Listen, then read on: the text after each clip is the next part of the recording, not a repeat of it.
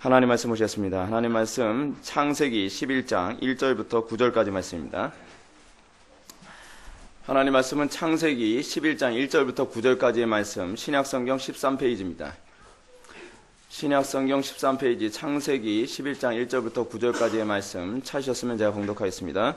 온 땅의 언어가 하나요 말이 하나였더라.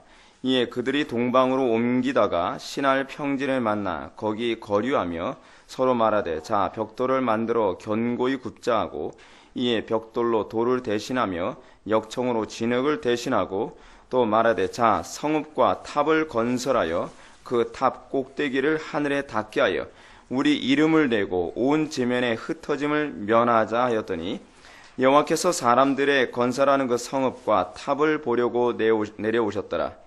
여호와께서 이르시되 이 무리가 한 족속이요 언어도 하나이므로 이같이 시작하였으니 이후로는 그 하고자 하는 일을 막을 수 없으리로다. 자 우리가 내려가서 거기서 그들의 언어를 혼잡하게 하여 그들이 서로 알아듣지 못하게 하자 하시고 여호와께서 거기서 그들을 온 지면에 흩으셨으므로 그들이 그 도시를 건설하기를 그쳤더라. 9절 다 같이 읽어보실까요? 시작. 그러므로 그 이름을 바벨이라 하니 이는 여호와께서 거기서 온 땅의 언어를 혼잡하게 하였음이니라. 여호와께서 거기서 그들을 온 지면에 흩으셨더라. 아멘. 이 시간은 바벨탑 사건과 현대적 적용이라는 제목을 가지고 하나님 말씀 증거하도록 하겠습니다. 바벨탑 사건과 현대적 적용. 지금 우리가 살고 있는 이 시대를 우리가 어떻게 이해해야 될 것인가? 우리가 사는 이 시대는 지금 어떤 상황인가? 우리는 이 상황에서 과연 어떠한 태도로 신앙생활을 해야 될 것인가? 라고 하는 부분을 우리는 지금 심각하게 고민하고 현실의 문제를 하나님의 말씀인 성경을 통해서 진단하는 이 과정이 굉장히 필요합니다. 오늘 우리가 살펴봤던 부분은 대부분 널리 잘 알고 있는 것처럼 바벨탑 사건을 다루고 있습니다. 근데 이 바벨탑 사건을 우리가 살펴보기 전에 우리는 창세기의 전반적인 흐름을 우리가 먼저 살펴보고 그 전반적인 상황 안에서 바벨탑 사건이 어떤 위치에 있는가를 우리는 살펴봐야만 합니다. 흥미로운 부분은 우리가 창세기를 오늘 살펴보지만 이 창세기라고 하는 이 구조 안에서 사실은 인류의 종말인 주님의 재림의 시간까지 우리가 어떻게 살아야 될 것인가에 관한 흐름을 우리들에게 제시해주고 있다는 차원에서 우리가 이 부분을 좀 고민해 봐야 될 필요성이 있습니다. 먼저 우리가 창세기 안에서 1장에서 나오는 것이 무엇입니까? 우리 잘 알고 있는 것처럼 천지창조가 언급됩니다. 천지창조가 궁극적으로 얘기하는 바는 하나님이 어떤 분이신가에 관해서 언급하고자 하는 것입니다. 그러니까 모세가 모세 오경을 기록할 때에 이스라엘 백성들, 하나님에 대한 아무런 지식이 없는 이스라엘 백성들에게 하나님이 어떤 분이신가라고 하는 것을 먼저 알려주어야 될 필요성이 있었습니다. 이스라엘 백성들이 선민이라고 해서 그 사람들이 태어난 때부터 하나님이 어떤 분이라는 걸 알고 태어난 건 아니거든요. 그래서 모세가 하나님으로부터 계시를 받아 하나님이 온 우주의 창조주이시며 하나님만이 참신이시고 다른 신은 존재하지 않는다라고 하는 것을 천지창조를 통해서 얘기하고 이 천지창조 안에서 여섯째 날 인간을 창조하심으로 말미암아 인간이 어떤 존재인가에 관해서 얘기합니다. 근데 우리가 칼빈의 기독교 강의를 배워서 알겠지만 인간이 어떤 존재인가를 알려면 뭘 먼저 알아야 돼요? 하나님에 대해서 언급해야 돼요. 그래서 하나님을 먼저 언급하고 그 다음에 인간 창조를 얘기하면서 인간이 하나님의 형상대로 창조된 존재라는 것을 언급을 합니다. 근데 문제는 뭐냐면 인간이 하나님의 형상대로 창조됐는데도 불구하고 2장과 3장에서 인간이 하나님의 형상으로서의 삶을 제대로 살지 않고 뱀의 유혹을 받아 범죄함으로 말미암아 하나님의 동산인 에덴으로부터 인간이 나갔다라는 점을 이제 언급하죠. 그래서 2장과 3장입니다. 인간이 하나님의 창조를 받은 궁극적 목적이 뭐라 그랬죠?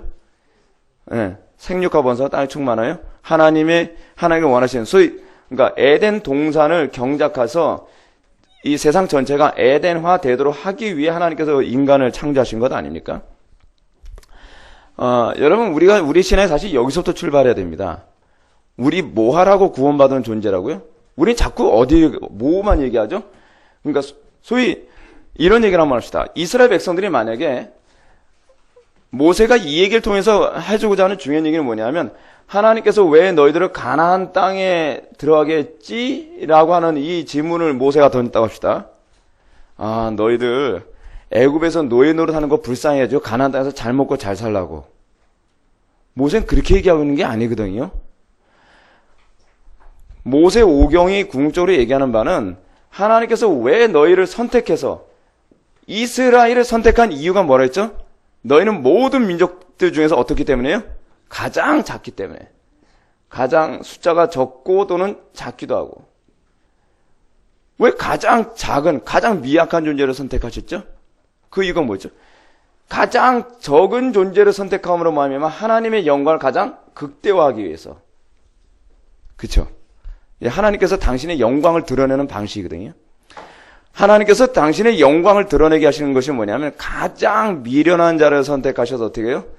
가장 강하다고 하는 사람을 부끄럽게 하시는 거예요. 지혜롭다고 하는 사람을. 그렇게 하면서 뭐예요? 하나님이 존재한다는 걸 인정할 수밖에 없게 만드는 거. 그게 사실은 하나님께서 선택하시는 방식이거든요. 여러분, 우리는 구약 성경에서 굉장히 극적인 사건을 굉장히 많이 봅니다. 그 극적인 사건 중에 가장 대표적인 케이스가 뭐냐면 다윗과 골리앗 사건이거든요. 다윗과 골리앗 사건을 통해서 하나님께서 우리들에게 얘기하시고자 하는 중요한 핵심이 무엇입니까? 하나님이 존재하지 않는 불가능하다. 하나님이 존재하시면 어떻게 보여요? 여러분 안 믿는 사람도 있거든. 하나님이 살아계신다는 거 입증해봐. 보여줘봐. 뭐로 보여줘요? 우리. 하나님께서 우리를 통하여서 하나님의 영광 보여주라고 우리를 선택하신 거거든요. 그래서 하나님은 보이지 않는 하나님이신데 그 보이지 않는 하나님을 보여주기 위해서 하나님께서 뭐냐? 하나님의 형상대로 인간을 창조하신 거예요. 인간을. 그래서 하나님께서 여러분 이스라엘 백성들을 가나안 땅에 들어가서 가나안 땅에서 뭐 하라는 거예요? 잘 먹고 잘 살아가 아니라 가나안 땅을 뭐로 만들라? 하나님의 나라로 만들라. 창세기 언어로 얘기하면 뭐예요? 에덴으로 만들라고 경작을 시키는 거예요. 근데 여러분 가나안 땅에 결국 뭐죠? 가나안 땅은 다른 말로 성전이랬죠. 성전. 성전이 하는 역할이 뭐라 했죠? 구약에서 성전이 의미하는 바요? 구약에서 성전은요, 하늘과 땅이 있는데, 하늘과 땅에서 인간이 하늘과 교통할 수 있는 유일한 통로. 그게 성전이거든요, 성전. 그래서 가나안 땅에 가서 이스라엘 백성들에게 주어진 목표가, 책임이 무엇이냐면, 제사장, 나라가 되는 거예요. 제사장 나라가 된다는 것은 하나님의 백성을 통해서 궁극적으로 목표로 하는 바가 뭐라는 거예요? 모든 이방 세계가 이스라엘 백성을 통해서 하나님을 알게 하는데 초점을 맞춰진 거예요. 하나님을 알게 하는데. 자, 잠 깨십시오. 이거 지금 졸면 안 됩니다. 근데 중요한 얘기하고 있는 거예요. 하나님을 알게 함으로 말미암아 이방들도 하나님을 경배하고 하나님이 창조주임을 인정하게 하는 것이거든요. 그걸 알게 하기 위해서 하나님께서 모세가 창세기를 통해서 뭐예요? 우리가 하나님의 형상대로 창조됐다라고 하는 것을 얘기하고 있는 거예요. 자, 그럼 우리가 이 창세기 11장 가기 전에 우리 질문 던집시다. 하나님께서 왜 여러분들 선택했어요? 열심히 예배당 나와서 종교생활 열심히 해서 천국 가려고? 그거 아니에요. 우리 통해서 어떻게 해요? 하나님의 영광 드러내려 하기 위해서. 우리 통해서 뭐예요? 이 땅에 에덴을 확산시키기 위해서. 하나님 나라 위해서. 오늘날 기독교인들 제가 설교하면서도 계속 제가 부글부글 끓는 게 뭐냐면 구원받았다고 고집을 팍팍 하고 나 구원받았어요 라고 얘기하는데 구원받은 자에게 나타나야 될 열매가 있잖아요. 구원받은 자에게 나타나야 특징. 뭘 위해서 구원받았다고요? 하나님의 영광을 위해서, 하나님의 나라 확장을 위해서. 하나님께서 이스라엘을 여러분 창조가 두 번 있다고 얘기할 수 있어요. 첫 번째 창조는 뭐예요? 하나님께서 인간 창조. 두 번째 창조는 뭐라 얘기해요? 이거 재창조라고 얘기하는데 거듭나는 것. 이걸 신학적으로는 재창조라는 표현도 이렇게 사용하거든요. 창조라는 관점에서 생각해 봅시다. 하나님께서 인간을 왜 창조하셨어요? 하나님의 형상대로? 거듭나는 결국 뭐예요? 하나님의 형상이잖아요. 그렇죠? 뭐예요? 대리 통치자로서 하나님의 통치를 이 지상에 뭐예요? 구현하기 위해서 구현. 여러분들이 이 땅에서 하나님의 통치를 이 땅에 대리 구현하는 데 관심 없고 잘 먹고 잘 살고 행복하게 사는 것 그리고 나중에 천국 가는 것, 이것에만 관심을 갖고 있다면 여러분들 구원은 가짜예요. 가짜. 예. 그래서 펑션, 기능에 나타나요. 기능. 그래서 휘필드가 뭐라고 해요? 여러분들에게 회개에 합당한 열매가 나타나기 전에는 난 여러분들의 회심을 믿지 않겠다. 뭘 지금 입증하라는 거예요? 기능. 모세가 창세기 1장을 통해서 이스라엘 백성들에게 얘기하는 것이 뭐냐면, 왜 하나님께서 너희들을 선택하였냐? 하나님의 통치를 이 땅에 구현하도록 너희들을 선택하셨다. 그래서 가장 적은 민족을 선택한 것이다. 라고 얘기하고 있는 거예요. 근데 지금 왜 이 모양 이 꼴이냐? 그거를 얘기해 주는 것이 뭐예요? 창세기 3장이거든요.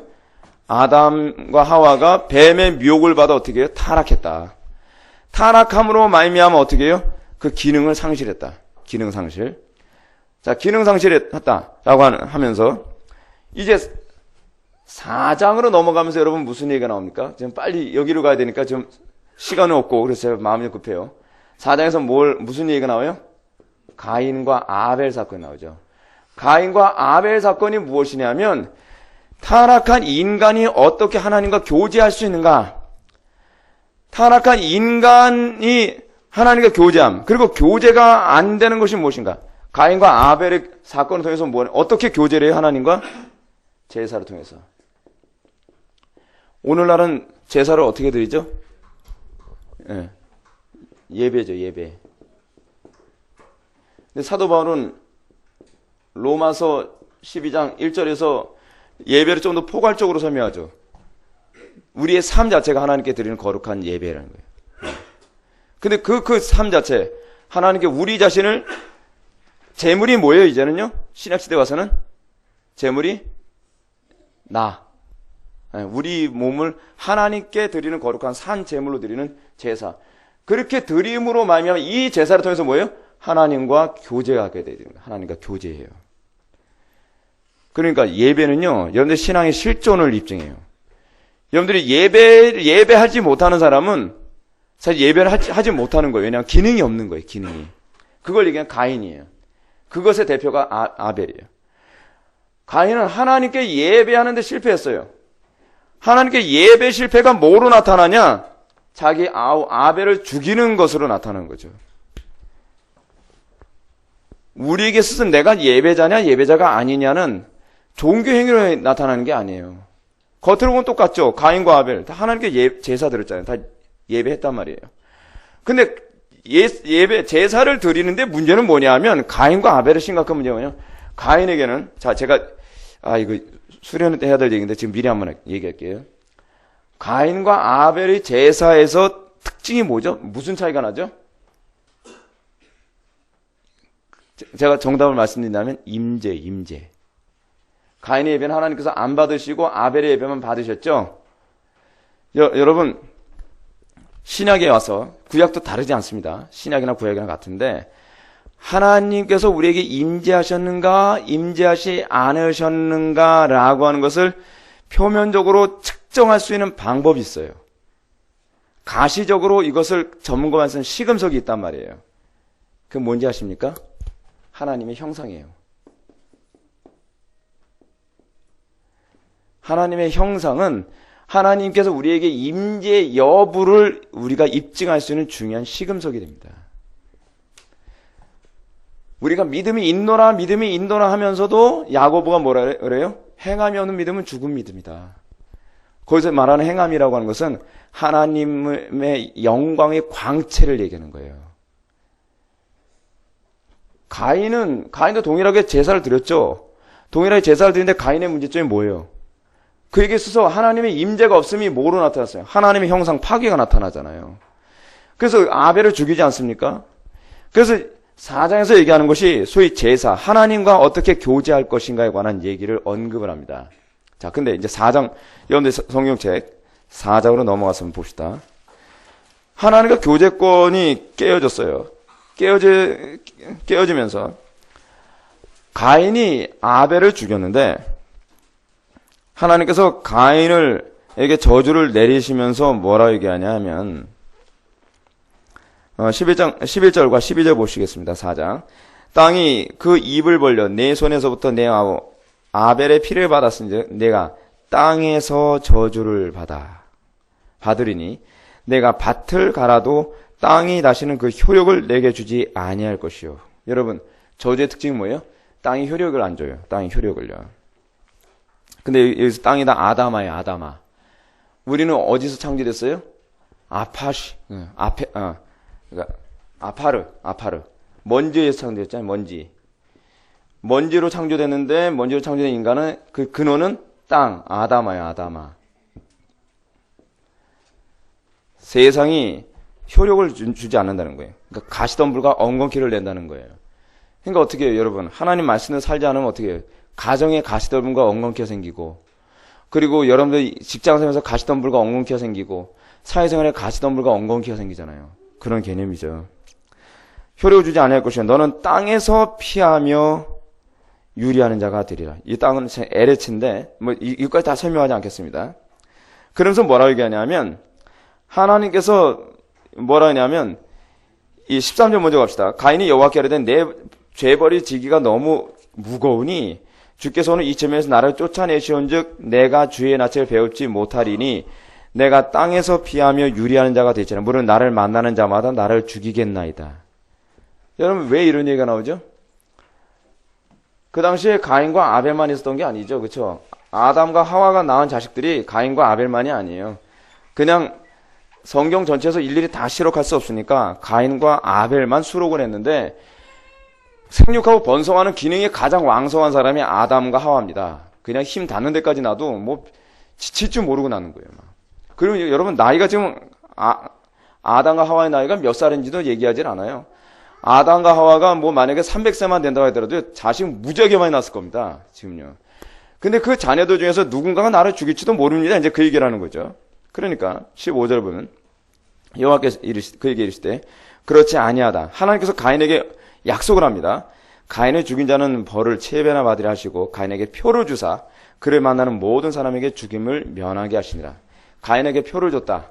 여러분, 가인에게 표를 줬다는 게 이마에 찍었다는 겁니까? 손등에 찍었다는 겁니까? 그 얘기 아니죠. 하나님께서 약속하셨다는 겁니다. 가인과 어떻게 한다고요? 너 절대로 죽이지 못하도록 내가 너 지켜줄게. 여러분, 그럼 어떻게 돼요? 믿어야죠.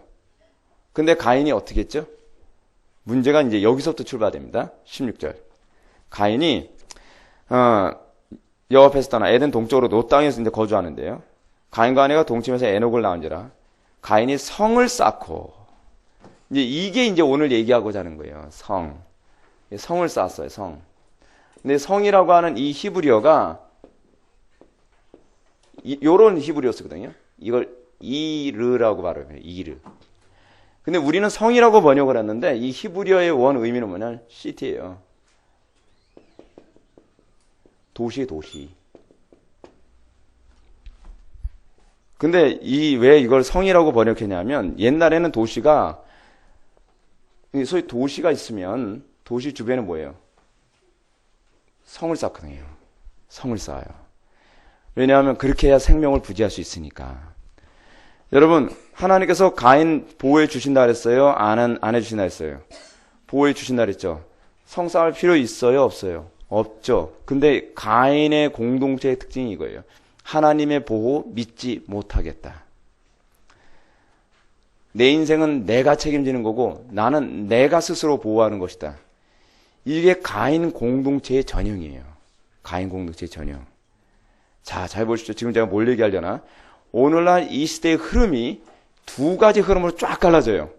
하나님의 보호만을 의지하는 공동체와 하나님의 보호를 신뢰하지 않고 끊임없이 인생에서 성 쌓는 걸 하는 거예요. 여러분, 문제가 뭔지 아세요? 자녀들한테 뭐부터 가르쳐요? 성 쌓는 것부터 가르치잖아요. 우리는 애를 딱 낳으면 어떻게 합니까? 너 그렇게 하면 못 살아. 너 공부 열심히 해야 돼. 너 성공해야 돼. 뭐 해야 돼. 계속 성 쌓는 거 가르치는 거예요. 성 쌓는 거. 그렇죠? 가인 공동체는요. 여러분, 하나님께서 우리 예수 믿으면 예수 믿는 자들 하나님께 보호해 주신다고 그랬어요? 안 그랬어요? 근데 우리는 뭐 하죠? 내 스스로 살궁리하죠. 하나님의 보호보다는 내 스스로 자꾸 성 쌓지 않습니까?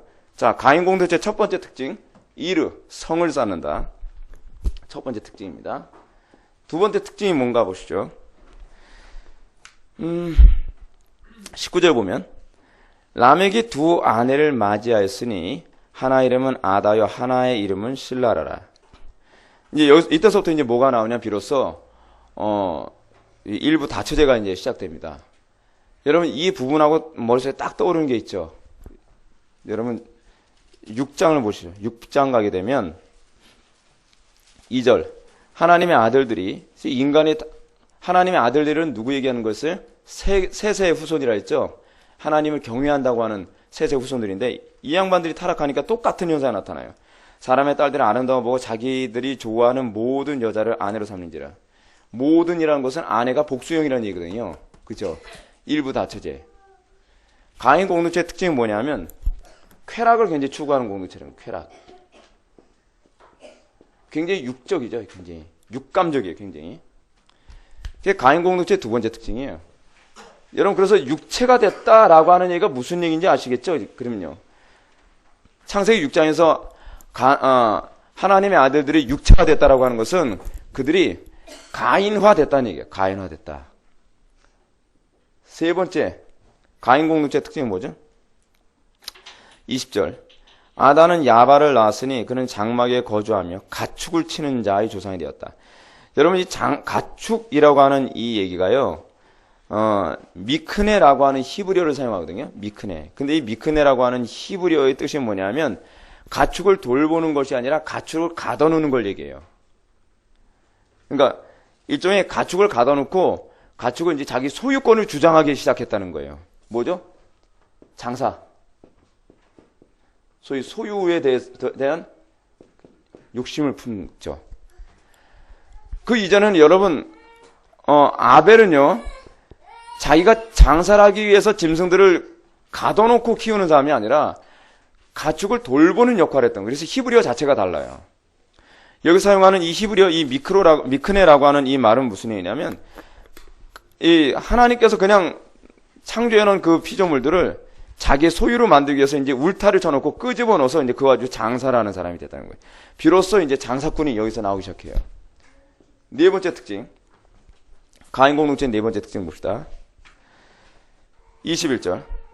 그의 아우의 이름은 유발이니 그는 수금과 퉁소를 잡는 모든 자의 조상이 되었다.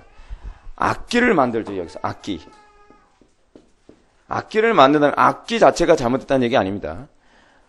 악기를 만든 이유가 잘못됐다는 거예요. 악기를 왜 만들었느냐? 하나님 없는 희락을 추구하는 거예요. 하나님 없는 즐거움. 그게 가인 공동체의 특징이에요. 가인 공동체의 특징. 다섯 번째 봅시다. 다섯 번째. 다섯 번째 있던가? 다섯 번째 22절. 실라는 두발가인을 낳았으니 그는 구리와 쇠로 여러 가지 기구를 만드는 자요 라고 얘기해요. 이 구리와 쇠라고 하는 얘기가 무슨냐면 이게 히브리어로 느호세트라고 하는 히브리어를 사용하는데 이 느호세트가 뭐냐면 구리와 청동의 합금을 말합니다. 그러니까 구리와 청동의 합금, 이게 이제 청동기 같은 그런 거죠. 그러면서 여기서 이제 구리와 쇠로 여러 가지 기구를 만드는 자라고 한다면 어떤 사람이겠어요? 대장장이죠, 대장장. 이제 대장장이가 하는 일이 뭐예요? 전쟁 무기 만들죠? 전쟁 무기만 만듭니까? 장신구 같은 것도 만들죠, 장신구. 기타 등등. 뭐 생활 필수품도 만들 수 있겠죠, 그렇죠? 농기구도 만들 수 있을 테고, 뭐 농기구 등을 만드는 거예요. 자, 아까 우리가 가인이 성을 쌓았다고 얘기했습니다. 요게 2번부터 5번이 사실은 성 안의 문화예요. 가인의 문화. 근데 이 문화를 만들어낸 이유가 있죠. 왜 이런 문화를 만들었죠? 하나님과 함께 할 때는 이게 필요가 없었거든요. 하나님이 함께 할 때는 이게 필요가 없었는데, 이제 하나님이 없으니까 어떻게 해요? 사람이 육신적인 쾌락을 추구하기 시작하는 거예요. 하나님이 없으니까 어떻게 해요? 뭔가 자기는 소유하지 않으면 살 수 없을 거라고 생각하는 거예요. 끊임없이 욕심을 내게 되는 거예요. 하나님이 없으니까 어떻게 해요? 희락이 없으니까 내면 항상 공허하니까 어떻게 해요? 악기 같은 것도 해서 그거로, 그래서 여러분 뮤직이라는 말이 굉장히 신적인 단어예요. 뮤즈라고 하는 그 그리스 신화의 그 여신의 이름을 딴 거라잖아요. 그러면 대장장이 뭐 이렇게 꾸미는 거, 뭐 귀걸이라든지 뭐 이거 자꾸 장신구, 그렇지 않으면 농기구, 전쟁무기 같은 걸 만들어서 스스로 자기 자신의 안전을 다 보장하는 게 이게 가인 공동체의 특징이에요. 가인 공동체 특징. 자, 그리고 난 다음에 이제 5장에서 뭐냐면 가인의 아담의 족보가 쭉 나옵니다. 아담의 족보가 나오고 그 다음에 6장에 들어가서 6장에 뭐가 나오죠? 6장부터 이제 소위 노아의 홍수 사건이 이제 거의 쭉 나타나게 됩니다. 자, 그러면서 그냥 쭉쭉쭉 넘어갑니다. 우리가 지금 오늘 얘기하려고 하는 것은 창세기 11장을 얘기하려고 하는 거니까 요건 쭉쭉 넘어가고 노아의 사건에서 중요한 얘기만 하나 합시다. 하나님께서 노아의 사건에서 인류를 다 진멸하죠. 인류를 진멸한 이유가 뭐냐 하면 세상이 타락했기 때문이 아니라 누가 타락했기 때문에 그래요? 하나님의 백성들이 타락했기 때문에. 이거 우리가 굉장히 중요시 여겨야 될 부분입니다. 세상이 타락했기 때문에 진멸한 일은 별로 성경에 기록이 없어요. 항상 하나님의 백성들이 타락하게 되면 하나님께서 진멸해 버리시죠. 하나님의 백성들이 타락했다라는 이 표현은 뭐냐면 구원받은 자가 있다 없다라는 얘기가 아니에요. 거기서 표현한 것이 뭐냐면 하나님의 백성들이 소위 하나님의 영광의 빛을 드러내는데 어떻게 해요? 무능해졌다는 걸 얘기해요. 더 이상 그 세상에 존재해야 될 이유가 없어졌다는 걸 얘기해요. 근데 여러분 노아는 어떻게 그 의로운 삶을 살았죠? 의로운 삶을 살 수 있었죠? 그 이유가 어디 있죠? 딱 하나예요. 그 이유를 얘기해 준 게 딱 하나밖에 없어요. 6장 8절인데 그는 은혜를 받았더라요. 여러분 이게 얼마나 우리에게 은혜가 됩니까? 노아가 정신력이 대단했더라, 결단력이 대단했더라, 그렇게 거기서 찾지 않고 하나님의 은혜를 받았기 때문에 그렇게 끔찍한 타락의 시대에서도 노아는 어떻게 해요? 당대 의인이라는 소리를 들을 만큼 거룩한 삶을 살 수 있었던 거예요. 은혜 받아야 돼, 은혜 받아야 돼. 그래서 이 마지막 때 여러분들 은혜 받지 못하면 믿음 못 지킵니다. 은혜 못 받으면요 하나님의 진노의 대상이 될 수밖에 없어요. 이게 노아 시대에 우리에게 하나님께 주시는 가장 강력한 메시지고 교훈이거든요. 노아는 은혜를 받았더라. 이거 짧은 단어인데 이 힘은요 장난이 아닙니다. 그리고 난 다음에 9장에서 얘기하는 부분이 뭐냐면 노아와 하나님이 언약을 맺는 장면이 나오죠. 노아와 하나님이 언약을 맺었는데 그 언약의 증표가 뭡니까? 무지개죠. 무지개가 의미하는 바가 뭐예요? 내가 다시는 이 세상을 물로 심판하지 않겠다.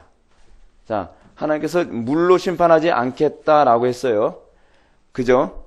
그럼 물로 심판 안 하시겠죠? 그럼 믿어야 되겠죠? 자, 그리고 난 다음에 나오는 또 다른 사이클입니다. 창세기 이제 11장으로 넘어가서 소위 우리가 바벨탑이라고 이제 부르는 사건인데 원래는 바벨탑이 아니라 바벨성 또는 바벨시티라고 부르는 것이 더 나은 편이에요. 11장으로 넘어갑시다. 온 땅에 언어가 하나요 말이 하나였더라. 이 언어라고 하는 히브리어는요 한 입술이라는 말이고요.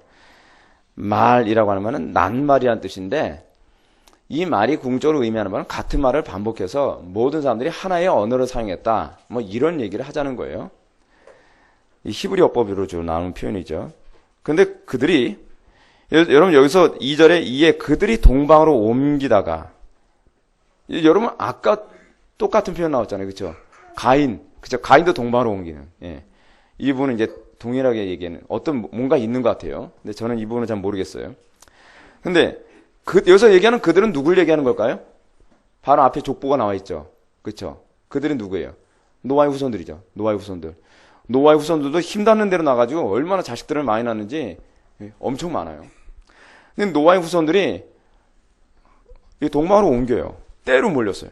옮겨가지고 뭐 하냐면 신할 평지를 만나요. 넓은 평지를 딱 만난단 말이에요. 그 평지를 오면서 그들이 거기에 거류하면서 서로 말을 해요. 이 서로 말을 했다라고 하는 이 얘기는 무슨 얘기예요? 3절에서 이 표현이 재밌는 게 뭐냐면 사회적 합의를 봤다는 얘기예요. 사회적 합의. 서로 대화를 나누면서 야 이거 어떻게 할까? 우리 이제 이렇게 다 모여 살게 되면 좋긴 한데 어떻게 할까? 그러니까 어떤 합의를 내렸냐면 벽돌을 만들어 견고히 굽자라고 얘기를 하는 거예요. 여러분, 성을 쌓을 때 뭐로 쌓습니까? 돌로 쌓죠? 근데 지금 벽돌로 쌓자 그런 거예요, 벽돌. 근데 그 벽돌이 어떤 벽돌이냐면 구운 벽돌이에요, 구운 벽돌. 구운 벽돌 했을 때 여러분 구운 벽돌은요, 한마디로 딱 얘기하면 이거예요. 뭐죠? 도자기. 근데요, 놀라운 얘기가 뭐냐면, 실제로 저도 이제 들은 얘기인데, 영국의 대형 박물관 거기 갔더니, 바벨론 지역에서요, 벽돌을 발견했는데, 이런 도자기 벽돌을 발견했대요. 도자기 벽돌의 특징이 뭐죠? 방수성이 뛰어나다는 거잖아요. 방수하기 위해서 도자기를 만든 거예요. 도자기 벽돌을 만든 거예요. 그리고서 벽돌로 돌을 대신하며 역청. 여러분 원래 성 쌓을 때 성의 접착제를 주로 진흙 같은 걸 하거든요, 옛날에. 근데 역청은 뭐죠? 역청은 지금도 팔레스타인 지역에서는 사용하는 건데, 배 밑에다가 배 물 들어가지 말라고 틈사이에다가 역청을 발라가지고서 방수 역할을 하거든요. 그럼 이제 이 성에 이제 기능이 나오는 거예요. 근데 이제 문제가 뭐냐면, 진을 대신하고, 말하자. 자, 성읍과 탑을 건설하자라고 하는데, 이 히브리어, 성읍이라고 하는 이 히브리어가 아까 뭐라 했어요? 이르. 도시예요, 도시. 근데 성이 어떠냐면, 재밌는 게 뭐냐면요. 성을 이렇게 쌌어요. 여러분들, 보입니까? 그래서 탑을 건설해요. 이렇게. 뭘까 같아요, 이거요? 망대. 네. 그걸 건설해서 하늘까지 쌓도록 하자는 거예요. 왜요? 이제는 비가 아무리 많이 와도 우리 진멸당하지 않도록 만들자는 거예요. 여러분, 가인의 후손다운 사고방식 아닙니까? 하나님께서 가인에게 뭐라 했죠? 내가 너한테 표를 줄 텐데, 그때는 표를 어디다 새겨줬어요? 가인에게. 몸에 새겨준다 그랬잖아요. 어떤 표인지 모르겠어요. 왜냐면 성경에 기록하고 있지 않으니까. 하나님께서 표까지 줘가면서 약속했어요. 너 절대 죽지 않게 누가요? 내가 하나님께서 보호해 줄게. 그랬으면 믿었어야 되는데, 고작 한다는 짓은 뭐예요? 성 쌓았잖아요. 가인이 성을 쌓고 그 안에다 뭐예요? 자기 문화를 만들었어요. 자기 문화. 똑같이 홍수 사건을 딱 보고 난 다음에 노아의 후손들이 무슨 생각을 하냐면, 하나님께서 또 이 세상의 물로 심판하실지 모른다. 하나님의 인격을 믿지 못하는 거예요. 하나님은 거짓말 안 하시죠. 하나님은 약속한 거 반드시 지켜주시죠. 무지개를 계속 보여주면서 비가 왔다가 딱 멈추면 무지개 보면 하나님께서 역시 비로 다시 물로 심판하지 않을 거야. 그래서 여러분 그런 말씀 드렸죠. 구약에서의 성찬 예식이 뭐라 했죠? 구약에서 성찬 예식? 성례? 무지개를 했잖아요, 무지개. 그렇죠? 무지개를 보면서 어떻게 믿음이 견고해지는 거예요. 하나님께서 다시는 비로서 물로서 이 세상을 심판하지 않을 것이다. 근데 여러분 이 성례의 특징은 뭐라 했죠? 믿음으로 참여하지 않으면 무지개 백날바의 소용이 있다 없다? 없다.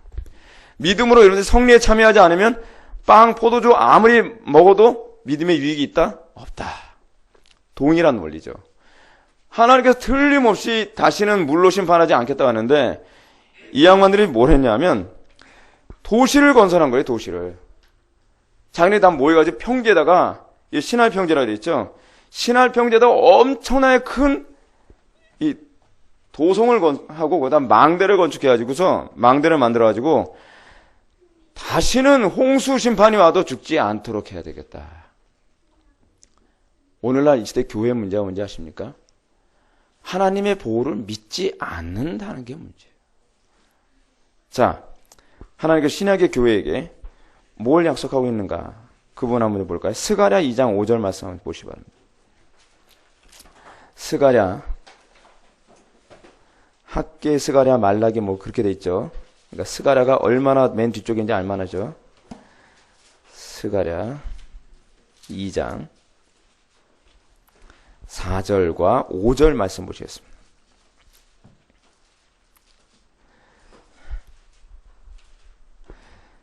제가 읽겠습니다. 이르시되 너는 달려가서 그 소년에게 말하여 이르기를 예루살렘은 그 가운데 사람과 가축이 많으므로 이 부분 믿주십시오. 아주 중요한 부분입니다. 성곽 없는 성읍이 될 것이라 하라. 이 성읍이 뭐냐면 시티거든요. 이게 이르. 근데 이 도시에 하나님께서 뭐가 없는 도시가 될 거라는 거예요? 성곽이 없는, 다시는 성벽이 없는 도시가 될 거라는 거예요. 이 하나님의 도성의 특징이에요. 왜냐? 5절 여호와의 말씀이 내가 불로 둘러싼 성곽이 되며 그 가운데서 영광이 되리라 라고 얘기해요. 하나님께서 어떻게 보이지 않는 성벽이 되어주시겠다는 거예요. 하나님께서 보이지 않는 성벽. 뭐가 믿음인지 아십니까? 무지개를 보는 게 믿음이 아니라 무지개를 믿고 성벽 쌓지 않는 게 믿음입니다. 여러분, 오늘날 교인들에게서 나타나는 가장 심각한 문제가 뭐죠?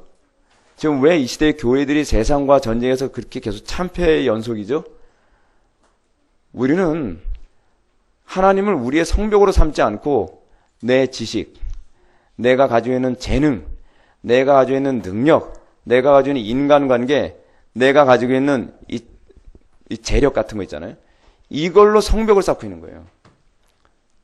내가 사회적 위치가 이 정도면 아무도 나를 건드리지 못할 거야. 내가 이 정도 많이 배웠으면, 내가 이 정도 책을 많이 읽었으면 누구하고든지 싸워서 이길 수 있을 거야. 내가 이 정도로 훈련된 사람이면 누구든지 내가 싸워서 이길 수 있을 거야. 성벽을 누가 만들어요? 누가 성벽이 돼요? 하나님의 성벽이 아니라 내가 성벽을 만든단 말이에요. 이건 꼭 뭐하고 똑같은지 아십니까? 여러분, 이 부분을 단편적으로 잘 보여준 사건이 제가 조금 아까 언급했던 다윗과 골리앗 사건이거든요. 다윗과 골리앗 사건에서 우리에게 주는 교훈이 뭡니까? 왜 사울 왕과 다른 이스라엘 백성들이 골리앗과 싸우는 걸 다 두려워했죠? 자기가 만든 성벽으로 싸울 자신이 없어서 그런 거예요. 제가 여러분한테 그런 말씀을 했죠. 골리앗이 가지고 있는 칼, 그건 칼이 아니에요. 그건요. 말이 칼이지. 여러분, 마치 골리앗하고 싸울 때 우리는 부엌칼 들고 있는 격이고 상대방은 장검 들고 있는 격이란 말이에요. 그러니 칼싸움을 하면 엄두도 안 나고, 그러면 창은 배틀채 같아가지고 배틀채가 얼마나 큰지 모르겠는데, 골리앗의 키와 비교해서 보게 되면 아마 창이 이 강대상 이쪽 끝부터 저쪽 끝까지 정도 되지 않겠어요? 그러면 창 휘두를 때 여러분 이렇게 잡고 이렇게 찌르고 막 그러잖아요. 그걸 무슨 재간이 이걸 당해내겠습니까? 문제는 뭐냐면 내가 쌓은 성벽을 가지고 내가 골리앗과 싸워 이기려고 하는 것에 대한 모습을 보여주고 있는 거거든요. 오늘은 한국교회가 세상과 싸워 이기기 위해서 자꾸 뭔가 우리가 성벽을 자꾸 만들자. 기독교 종교단체 자꾸 만들자. 어떤 힘을 만들자. 어떤 세력을 규합하자. 하나님께서 뭐라고 그러실까요? 야, 성곽 없는 성읍. 어떻게 보면 뭐예요? 아무런 능력 없어 보이는 그런 거 아니겠습니까? 여러분, 성곽이 없는 성읍이라고 해서 여러분 아무 노력을 할 필요 없다는 얘기 아닙니다. 인간적인 성 쌓지 말란 얘기예요. 인간적인 성. 우리의 신앙의 선배들 영적 전쟁을 하기 위해서 여러분 교리 공부 열심히 했고 기도생활 열심히 했고 성경 열심히 읽고 자기가 싸울 수 있는 실력을 만반을 갖췄습니다. 다윗이 아무런 노력도 안 하고 훈련도 안 낸 상태에서 골리앗 하나님 믿습니다 해가지고서 그냥 골리앗을 돌로 때려 죽인 거 아니거든요. 만약에 여러분 요걸 잘 구분하세요. 적극적 사고방식과 믿음의 차이가 뭔지 구분하세요. 적극적 사고방식은 자기는 아무런 노력을 하지 않고 무조건 된다고 생각하는 긍정적 사고방식이에요. 이건 게으름을 합리화시키는 방식이에요. 자기의 게으름을. 마치 좀 믿습니다. 믿음대로 능치 못할 게 없다면서요. 그래서 아무 훈련도 되어 있지 않고 평소에 맨날 탱자탱자 놀기만 하고 양 있으면 양들 늑대나 이리한테 다 뺏겼음에도 불구하고 그래 믿음으로 다 돼 해가지고 가면 뭐 되는지 알아요? 목만 댕그랑 자르는. 하나님 너무하십니다. 아니, 하나님 너무한 게 아니에요. 하나님을 잘못 알고 있다는 것이 더 정확한 표현이에요. 하나님을 알면 알수록, 하나님을 믿으면 믿을수록 어떻게 되죠? 우린 더 헌신되게 돼 있죠. 다윗은 믿음만 가지고 있는 것이 아니라 끊임없이 자기 연말을 게을리하지 않았던 사람이거든요. 근데 여기서 얘기하는 우리가 해야 되는 모든 것이라고 하는 것은 딱 제한적이에요. 하나님께서 허용하신 수준이에요. 하나님께서 허용하신 수준. 하나님께서 허용하신 선을 넘어서면, 그리고 우리가 우리 힘으로 내 보호를 스스로 만들어낸 것이라고 한다면 하나님께서는 그와 함께하지 않으시는 거죠.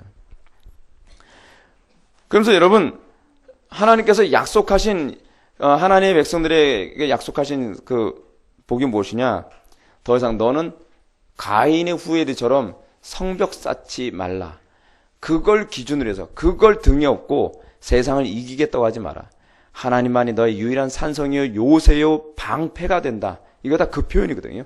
산성, 요새, 방패, 그건 뭐예요? 여기에 나의 둘러싼 성곽됨.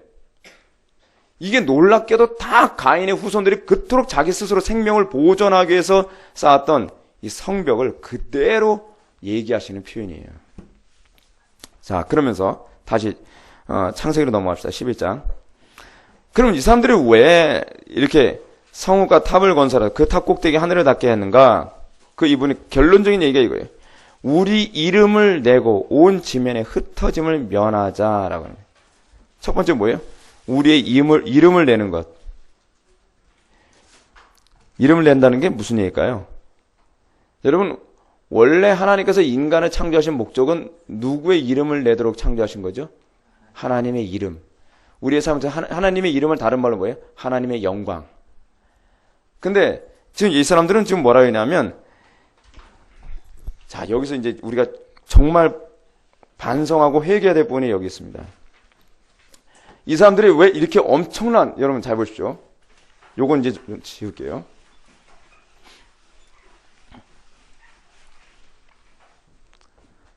여러분, 노아 홍수 사건 때요. 이 사건을 딱 보게 되면, 노아 홍수 이후에 이게 바벨 시티를 이제 형성했단 말이에요. 여러분, 벽돌 자체를 도자기로 구울 생각을 했다는 것은 대단한 지혜 아닙니까? 이거 보통 머리 좋은 게 아니잖아요. 어떻게 이런 생각을 다 해요, 그죠? 그리고 여러분, 이 지혜뿐만 아니라 이 노력이 가상하지 않습니까? 그쵸? 이게 이 사람들이 자기네들 이름을 내려고 하는 방식이에요. 초인적인 노력을 하잖아요. 초인적인 노력. 요즘에 이런 사람들, 그러니까 이름을 낸다는 말이 제가 먼저 결론적으로 말씀드릴게요. 인간의 위대함을 만방에 알리겠다는 얘기예요. 인간의 위대함. 소위 이것이 인본주의거든요. 요즘에 사람들, 소위 인간의 DNA를 조작해서 인간 복제하려고 그러죠. 그리고 막 우주선 쏴 올려가지고서 인간이 살 수 있는 별 찾겠다 그러죠. 그리고 별하별 상상을 초월한 만큼 놀라운 일을 계속적으로 과학의 힘을 빌어서 하지 않습니까? 왜 하는 거죠? 인간의 위대함을 어떻게 해요? 만방에 알리겠다는 거예요. 신 나와봐라 그래. 언제가 인간 복제에 관한 얘기가 나오니까 광수생각에 그 얘기가 나왔어요. 그 광수생각 그 만화 아닙니까? 과학자가 한 명이 딱 나와서 하는 얘기가 신 나와보라 그래. 우리는 이제 당신의 영역을 다 이제 점령했다. 우리의 힘으로 이제는 우리도 인간을 창조할 수 있다. 그랬더니 신이 딱 나타나요. 네 거로 해. 그러니까 할 말이 없어지는 거예요. 너 왜 내 거 가지고 인간을 창조하려고 그래? 네 것만 가지고 해. 무에서 창조 못한다는 얘기죠. 그러니까 야, 광수생각 보면서 이 사람 진짜 머리 좋긴 좋은 사람이다. 아니, 한마디로 강탈을 내려보잖아요. 그죠? 인간이 끊임없이 여러분 생각하는 게 뭔지 아세요? 우리는 신 없이도 살 수 있다. 이게 인본주의예요. 근데 문제가 뭐예요? 이 사람들의 노력이 자기의 이름을 내기 위한 이 치열하고 이런 강력한 열정을 그리스도인이 따라가냐 말이에요, 지금. 여러분, 하나님 영광 나타내는 거 이 사람들의 지혜와 이 사람들의 노력, 이런 식의 노력 없어도 되는 겁니까? 아니잖아요. 기독교인들이 뭔가 착각하고 있는데 하나님의 영광 나타내서 우리는 노력 안 해도 되고 지혜 없어도 된다? 그 돌쇠만 있으면 되는 겁니까? 교회는요? 그게 아니란 말이에요. 여러분, 종교개혁자들이 얼마나 무서울 정도로 노력을 많이 했는지 아세요? 그들의 노력과 그들의 지혜는요, 초인적이에요, 초인적. 이게 성령을 힘입은 사람들의 특징이거든요. 왜 초인적이어야 되느냐? 궁극적으로 우리들이 이 사람들보다 더 지혜롭고 더 노력을 함으로써 이것이 사람의 힘과 의지에서 나온 노력과 지혜가 아니요, 하나님으로부터 나온 노력과 지혜임을 만방에 알려서 그 이름보다 하나님의 이름이 더 위대하다는 것을 드러내기 위해서요. 자, 그러기 위해서 하나님께서 하시는 방식이 무엇이냐? 자, 생각해 보세요. 이게 아주 재미있는 거예요. 이름을 내기 위해서 바벨 공동체에서는 이 지혜와 노력이 나타나는 사람은 어떤 사람이었을까요? 엘리트. 그렇죠? 그리고 탁월한 재능을 지닌 사람들. 이런 사람들 사용해서 했겠죠. 하나님은 아니다. 하나님의 이름을 내기 위해서 정반대를 사용하는 거예요. 어리석은 사람. 그리고 약한 사람. 그리고 부족한 사람. 정반대잖아요. 정반대. 그렇죠? 정반대에 있는 사람에게 하나님께서 뭐예요? 지혜를 주시고 안 주시는 게 아니에요. 지혜가 있는 거예요. 하나님. 근데 그 지혜가 어떻게 해요? 하나님으로부터 오는 지혜죠. 그럼 뭐예요? 노력을 주시고 노력하게 만든 어떤 사람? 이렇게 약한 사람. 칼빈처럼 종합병원인 사람. 칼빈이 어느 정도로 힘든 상태였냐? 칼빈은요, 하루에 거의 3시간 이상 자본 적이 없대요. 해야 할 일이 너무 많아서. 근데 몸이 건강해서 버텨내냐? 그게 아니라 이 사람 걸어다니는 종합병원이었거든요. 몸이 장난이 아닌 거예요. 근데 칼빈이 26세서부터 종교개혁에 가담했던가요? 하여간 26세 때인가? 그때 칼빈이 기독교 강요를 썼으니까 거의 칼빈이 55세 때 세상을 떠났으니까요. 칼빈이 종교개혁에 헌신한 거로 따지게 되면 한 20년 정도 되지 않을까요? 그렇죠? 20년 정도. 한 20년 정도 그냥 잡읍시다. 칼빈이 20년 정도 동안 저술 활동하고 설교하고 사역했던 모든 것은요. 다른 사람은 300년 살아야지 할까 말까 하는 수준을 해낸 거예요. 머리 좋다고 하는 사람들. 칼빈에게 있어서 하나님은요. 머리는 우수하지만 그의 약함을 들어 쓰신 거예요. 여러분, 하나님 약하기 때문에 저는 쓰임받을 수 없어요. 오히려 그 약하기 때문에 하나님의 영광이 나타날 수 있다니까요. 하나님, 저는 어리석기 때문에, 그 어리석기 때문에 하나님께서 쓰실 수 있는 이유가 되신다니까요. 하나님, 저는 가난하기 때문에 하나님께서 쓰실만 하신 거예요. 그렇게 해서 궁극적으로 목표를 한 바는 뭐예요? 바벨탑보다 더 위대한 하나님의 구원을 보여주시겠다는 구원. 여리고성 사건을 통해서 우리들에게 말씀하시는 바가 뭔지 아세요? 인간이 그렇게 단단하고 강력한 산성을 만들어도 하나님 믿는 백성들의 고함 소리 하나에 아무런 그 매갈이 없이 주저앉을 만큼 부실공사처럼 내려앉는다는 걸 보여주는 거예요. 인본주의의 허무함, 무익함, 그걸 보여주는 거예요. 성도들이 이 땅에서의 영적 전쟁이 결국 무엇입니까? 여러분, 우리는 자꾸 이렇게 생각합니다. 이젠 틀렸어. 세상은 너무 강력하고, 세상은 너무 가진 게 많고, 온갖, 엘리트들은 다 세상에서 싸우고, 정말 멍청이 같고, 돈도 없고, 능력 없는 것들만 지금 예수 믿고 있으니 어떻게 세상을 이길 수 있겠어? 그렇기 때문에 우리가 해볼 만한 싸움인 거예요. 그렇기 때문에. 불리하기 때문에, 다윗과 같은 소년이 가서 골리앗을 때려 눕힐 때에, 이 최고의 엘리트들과 최고의 정신력과 노력을 기울인다고 하는 사람들이 만들어내는 바벨탑도 허무하게 무너지는 것을 보여주면서 하나님의 위대함을 드러내기 원하신 거예요. 이게 뭐예요? 하나님의 형상이에요. 하나님의 형상. 하나님의 형상, 하나님의 영광 드러내는 거예요. 하나님께서 왜 우리를 선택하셨는가를 생각할 때 우리가 그걸 기억을 해야 돼요. 우리는 맨날 우리의 부족함 가지고서 한탄합니까? 그걸 믿음이라고 생각하지 마십시오. 그걸 겸손이라고 생각하지 마십시오. 나의 부족함에도 불구하고 하나님, 지혜로운 자를 부끄럽게 할 만큼 나를 지혜롭게 하소서. 여러분, 이런 당돌함이 있어야 되는 것 아닙니까? 다윗이 어떤 태도를 견지했죠? 저 할례 받지 못한 인간. 저는 참 재미있는 게 뭐냐면 다윗이 전쟁하러 딱 나가겠다고 하니까 사울이는 이런 얘기합니다. 골리앗은 진짜 어렸을 때부터 용사고 어렸을 때부터 그는 훈련된 사람이고 키가 장난이 아니야. 골리앗의 장점만 얘기하면서 완전히 주눅 들어 있어요. 다윗은 정반대죠. 할례 받지 못하고. 그리고 별 볼일 없는 존재가 거룩하신 여호와 하나님을 모독해? 너는 칼과 창과 단창, 다 바꿔서 얘기한다면 너희들은 최고의 엘리트와 그리고 최고의 권력과 최고의 재력을 가지고 나에게 공격해 올지 모르나 다윗은 자기가 가지고 있는 재능이 아니라 자기가 가지고 있는 능력이 아니라 만군의 주 여호와 이름. 바꾸잖아요. 하나님의 형상이에요. 하나님의 형상. 아시겠습니까? 이름은 이걸 의미하거든요. 만군의 주 여호와의 이름으로 무너뜨리겠다는 거예요. 이게 오늘날 이 시대 성도들이 가져야 될 믿음입니다. 우리는 여호와의 전쟁의 특징을 잘 몰라요. 내가 가지고 있는 재능으로 싸우는 전쟁이라고 생각하고 내가 가지고 있는 여건을 가지고 싸우는 전쟁이라고 생각해요. 그거 아니라는 거죠.